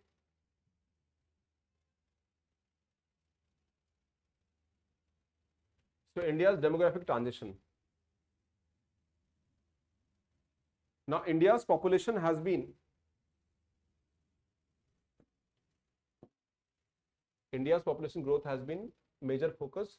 Now India population might reach 1.7 billion by 2065, and India underscoring the demographic transition. So population says that India's population will decline with time, but first it will increase and it will reach 1.7 billion. Today it is 1.4 billion. But as per latest Lancet report, India's fertility rate, TFR, total fertility rate, will come down to 1.29. Currently it is around close to 2. So TFR for the period is 1.94 and this will come down to 1.73. So our fertility rate will go down. If the fertility rate will go down, the population will stabilize and will start. First, population will stabilize. So India, if you look at it, so demographic transition. What is the meaning of demographic transition? It means that the transition of a population from one stable to another stable. So India will definitely move. So demographic transition is like this, where population will. Okay, this is maybe this is stable and eventually the population will stabilize. So from this to this. Now here, high birth, high death rate to low birth, low death rate. So India is in the stage 4. We are somewhere here. Okay, before 1921 we were here. After 1951, India population increased. So high birth rate, high death rate, stable population. Earlier the population was stable. Now India is into the low birth rate, low death rate, population is stabilizing. Okay, stage 4. Now let's understand. So population will stabilize from one point to point number, let's say 4. This is 1, this is 2, this is 3 and this is 4. So population is stabilizing. Now India somewhere is here.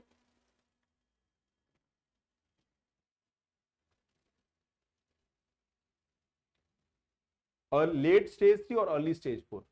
Marked by declining fertility, mortality, but still with large young population. Now I will use some data. Now this data will be very helpful for the answers. The population in India is 1.43 billion, that is clear. But the median age is 29 years. What is the meaning of median age? If I divide the population in 2 parts, okay, part 1 and part 2, 50% part 1 and 50% part 2. This age is median. Life expectancy is 71 or 72 years. Total fertility rate is 2.0. Below replacement level. That means we are below replacement level. Now population will stabilize and decrease. Okay. Population under the age of 35 is 65. Now these are data you need to remember. Very important. Now, so India is where? As I mentioned, India is population is stabilizing. So decline in fertility rate, TFR drop below replacement level in many states. Kerala 1.8, Tamil Nadu 1.6. Population stabilizing, but youth bulge remains with working age population increasing. Less people are getting birth, but see the data. 65% people are under the age of 35. Now you all are under the age of 35. Today you are studying. Tomorrow you will do job. Now that number is increasing. The in middle part. 25, 30, 35 age people is much higher. Now they will create jobs. So our workforce will be higher, and thereby the dependency ratio in population will decrease. So this window where we have more people in the working age population is 15 to 59 or 64. In developing countries it is 64. So the working age population, which is between 15 to 59 or 64, that number would be higher. So more people working, less dependency. But here the workers have to be skilled, have to be productive, and it will be signified by higher labor productivity. Increase in life expectancy, graying of population. Now we are witnessing one more concept. There is a concept called silver economy, and this I'll be covering. Silver economy. What is silver economy? Silver economy is the economy related to the old age population. Old age. Okay? Aging population in the southern states and urbanized states. Okay? So when you, I'm sure a lot of you people might not be knowing the concept, because I'll be covering a lot of topics which are in news but you don't know. So graying of population is something that means we have more aged population in the coming years. That will add to the challenges. Social security benefits have to be created. We have to create medical facility for old age population. We have to, maybe help them to, and how do you add them to productive workforce? That is also a challenge. So across the world, countries like Japan, France, all these are countries which are witnessing these challenges. Challenges to demographic, opportunities and challenges: unemployment, jobless growth, regional disparity, aging crisis. By 2050, 20% of the population will be more than 60 years. I'll be in this category. By 2050, I'll be more than 60 years, right? Then pressure on healthcare and pensions, rising demand for geriatric care. Geriatric care means old age care. Low female labor force participation, still 42% overall 60 as per periodic labor force survey. Skewed sex ratio, even today the sex ratio is 9:30. Now what are the measures which is actually helping the population stabilize? Now today our focus is not population, because population is stabilizing. Our focus should be quality of population. The focus should be how do we create or make population more effective, increase their productivity, invest in human capital formation, create more productive employment, and also maybe make sure that workforce is more market oriented. Remember, future ready workforce approach. Okay, so national population policy, mission Parivar Vikas, high fertility district, Skill India mission, Poshan Abhiyan, Digital India mission. Now this is a topic which again was in news, a third topic: women in economy, increased labor force leads to rural population. Now yahan tak clear hai, I hope. I know it will be intensive because we are covering so many topics in a sort of short span of time, but as I mentioned, it is a crash course kind of class, so it will take. Now, so as per the recent data of the government, there is increased labor force participation contributing to rural production. Now this is where women, so more women are working in the rural population and more are being. So there is a concept called the feminization of labor. Feminization of labor, which means more women are involved in the workforce. Okay, so rise in educated workforce. In last 6 years points, enhanced engagement of women in the economic activity, declining unemployment rate, an upward trend of educated women in workforce, and steady increase in earnings across the employment categories. A steady rise in the female labor force participation role areas stems from increased participation in economic activities. That means in rural area, more women are being participating. Now a very basic question I want to ask, and you just think, where is more unemployment rate, in urban area or in rural area? Where is unemployment rate is higher, where, in rural area or urban area? Tell me. Urban. Aviral saying urban. Unemployment rate is higher in urban or rural area? Anybody else? It should be opposite, right? No? The answer is yes. In urban area, the population unemployment rate is higher. Why it is higher? Because urban workforce is more educated, more skilled, but they are looking for right job. So they have better income support and security. Average income is higher in urban area. So they are looking for right jobs. Unlike rural areas, the average income is less. So they can't afford to be jobless. So they will work in a poor job also, low wage job also. So rural area, you find that unemployment rate is higher, but the quality of job in rural area is poor. It is not formal, it is unorganized, security is not there. Now, okay, educate unemployment, yes, right. So in urban area, we have phenomena, educate unemployment. Worker population ratio increased from 46.8% to 58.2. Now this is the data you need to know. That means we have more worker population. Out of, now this is very good data. Worker population ratio, that means in India, 58.2%, almost 60% people are worker out of population. 140 crore may almost 58% people are worker. Labor force participation has risen to 60%. 60% labor force participation rate. Then unemployment rate declined sharply from 6 to 2%.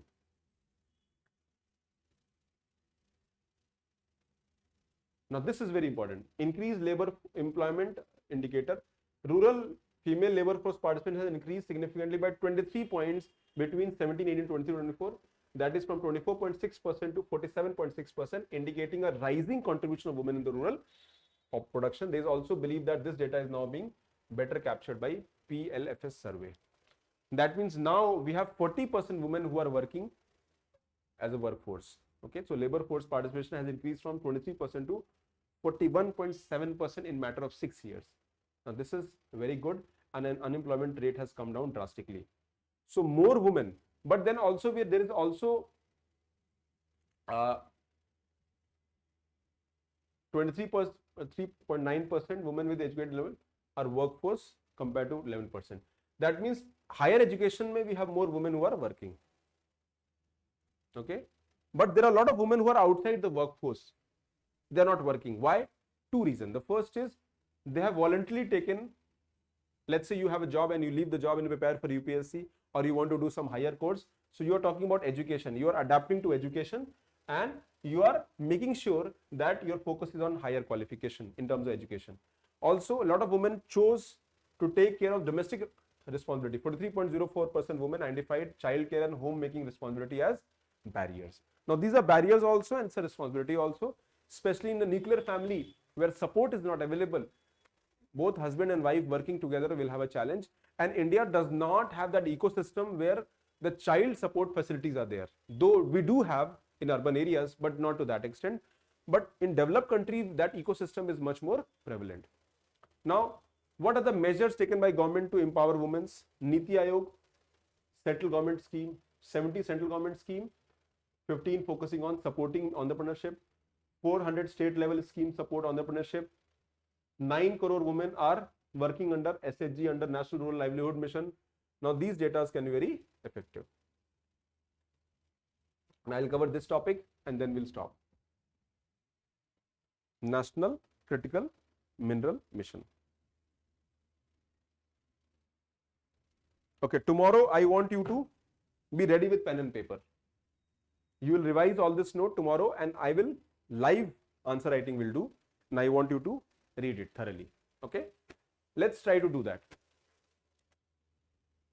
Now, National Critical Mineral Mission. Now, government has launched this mission with the objective to be able to become self-reliant in the critical mineral sector.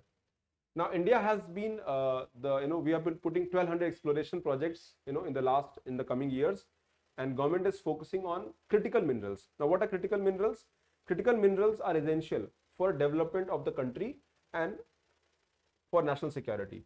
So, for example, lithium, graphite, cobalt, titanium, rare earth. India does not have the reserve, or even if we have the reserve, we don't know the reserves.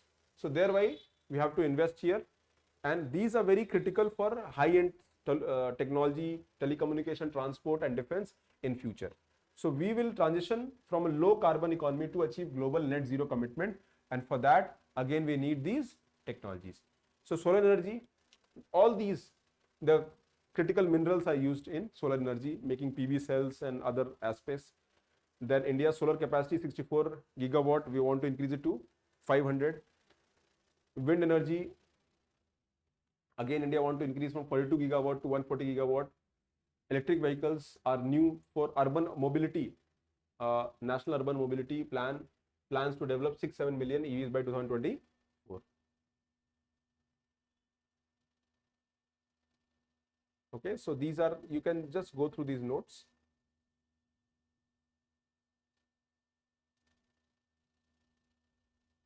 Read it thoroughly, and it's a topic which is little, I have put it in detail. I've put it in the detail so that you can use it. Now let me cover them some PYQ, and that PYQ will try to see how the PYQs can be solved. And tomorrow you will use it for the answer writing.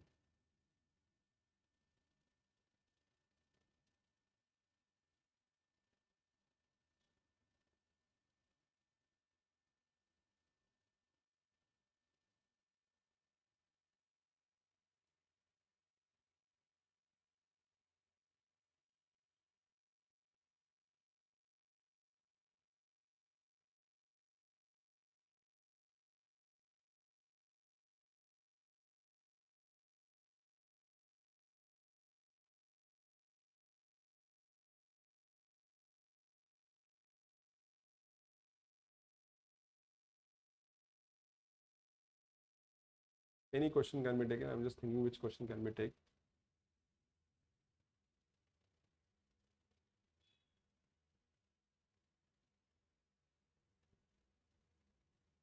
Let's take the current question. Last year question can be taken, the most recent one. What are the causes for persistent high inflation in India? Comment on the effectiveness of the monetary policy of the RBI to control this type of inflation. Let's take this question.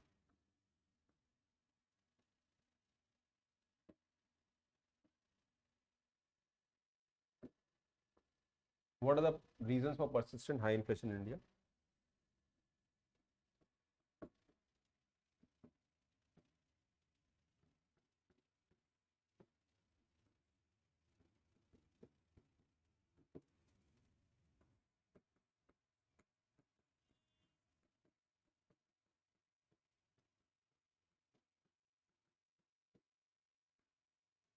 Comment on the effectiveness of the monetary policy of the RBI.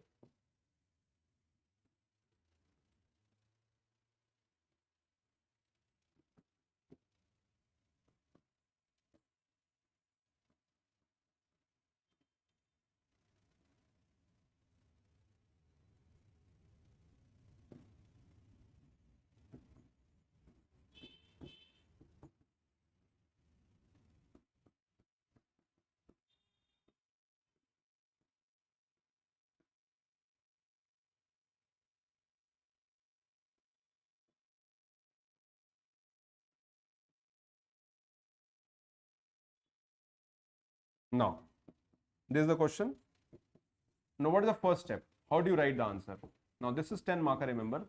That means effectively you get 7.5 to 8 minutes to solve this answer. Now, the first step in writing answers, when you write answers, the first step, identify keywords. For example, what are the keywords here? Can you share? What are the keywords here? Persistent high inflation, okay, high inflation, and monetary policies effectiveness, okay.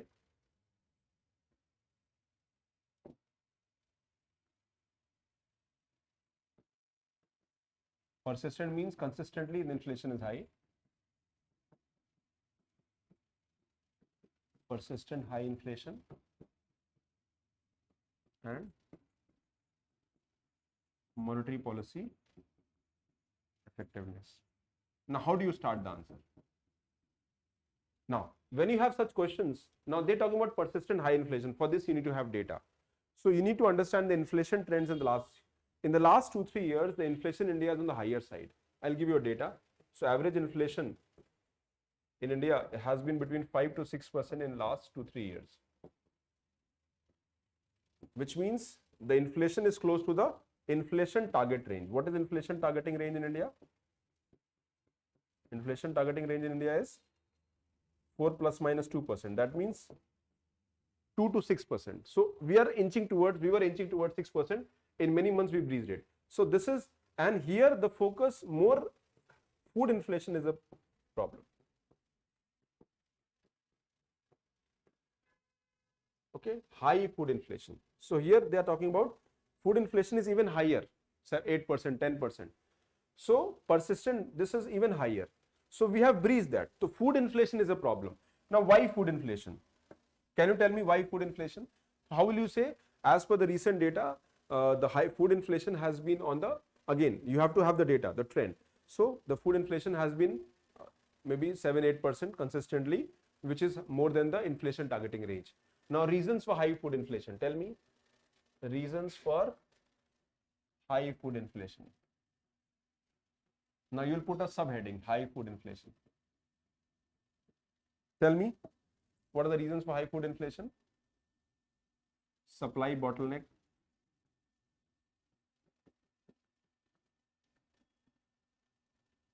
okay, infrastructure challenges,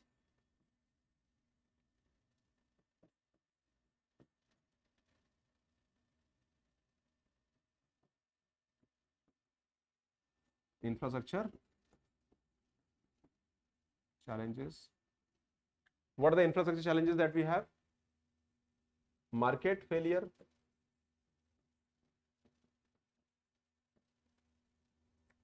also crop failures.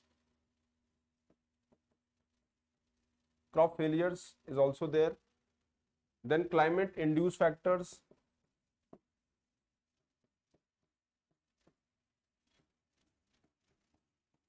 Infrastructure challenges means poor irrigation. Half of India's land is not irrigated, monocropping culture. Now these are leading to supply issues.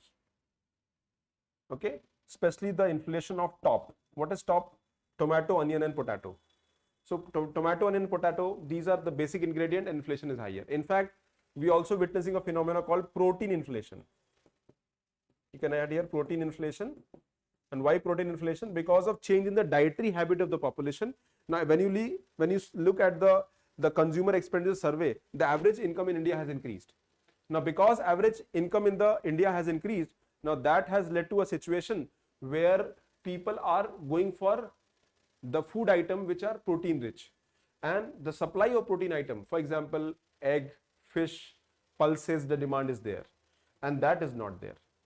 Also, we have import dependency of oil seeds. 60% of the oil seeds is imported. Now, because of the higher, there are issues externally that is also causing inflation in India. Palm oil crisis happened in a few countries, that is palm oil is costly. So all these collectively is causing high food inflation. But what RBI is doing? Now these are problems, but RBI measures to control. And what RBI does? Use monetary policy. In monetary policy, reduce money supply. Now the problem is structural, but solution is this will lead to reduction in the demand pull inflation. Demand will come down because people will not have money. I will reduce money supply, people will not have money. If I absorb money supply from the economy, people will have less money, they can't purchase. But problem is structural. Problem is because of, again, one thing I have not added, poor monsoon factors.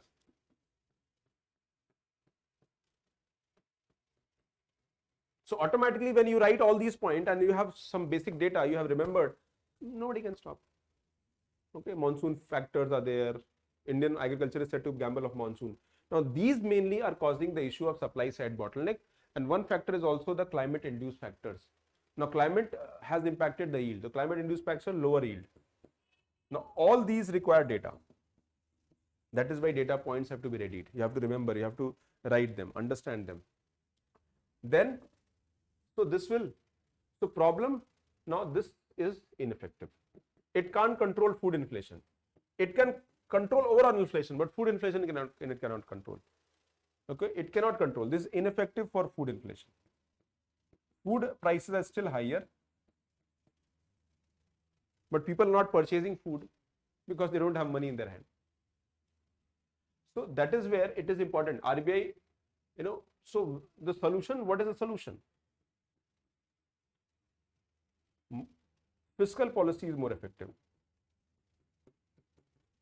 Now fiscal policy again, long term, short term. Long term is investing in infrastructure, developing supply chain, marketing infrastructure, creating ecosystem for climate resilient agriculture. Short term is assured supply through imports. These are fiscal measures. No, so solution is fiscal policy measures. Unlike the high food inflation can be addressed that way. So you will explain. Now you can also write 2 lines on that, and then you write a conclusion. So answer has 2. You start with introduction, explaining that India has. Now how do you start introduction? By using a data. As per economic survey, India has recently witnessed persistent high inflation year and average data. Then you put the reasons for high food inflation, all these pointers. These are mainly causing supply issues, and that is why food supply is less. However, RBI measure is more on reducing money supply, monetary measure, which is impacting the demand food inflation, and it is ineffective to control the food inflation as per the experts. What is the solution way forward? Fiscal policy, short term and long term. Fiscal policy, minimum export policy, import of the supply of the item. Then you have concept called price stability fund, PSF. Okay, price stability fund for top crops. Then long term is investment. For example, national oilseed mission to increase the oilseed production, national focus on pulses production, diversification of food basket through millets mission. Okay, so all these can be put here. Government schemes can be put here, and then eventually a conclusion of 2 lines that fiscal policy measure will go a long run. Fiscal policy measures will go a long run in addressing structural constraints of Indian agriculture to attain India's food and nutritional security. 2 lines ended. So that is how you have to think. Are you getting my point, online students? Are you getting my point? How to write the answer? So your approach towards studying will have to change. The approach towards how you write answers, how you are studying will have to change. And believe me, if you listen to my advice, but you have to work. Even if I have to go and write answers, I have to do a lot of hard work, revise, put pointers. But if you do it, I can assure you 15-20 marks, at least 10-15 marks will increase only in this section, economics. Because mostly the answers that I have seen, even the students who are writing answers, they are very generic. Even students who come from economics background. Okay. So that is all for today. I'll be sharing these documents to you. Go through these, and tomorrow I'll be giving you 2 questions with model answer, and we'll be taking inclusive growth and agriculture. Okay. Now tell me if you have any suggestions. If you want, tell me, you can share me any suggestions if you have regarding the class, because I'm taking the class from your home. Okay. And so the topic, and that is why I have not put the evening class. So you should be attending these classes. Okay. Chalo, so any advice anybody has? No doubts? Was it helpful? I want to know. The session was helpful. You can tell me, put in the comment section. You can message me also. The session was very helpful. And because see, you have to score. Normally such sessions might look very factually loaded, topic loaded. You have to study a lot of things in a short span of time. You might not absorb it. I can completely understand. But the idea is to acquaint you with the requirements of exam. Okay. So thank you very much.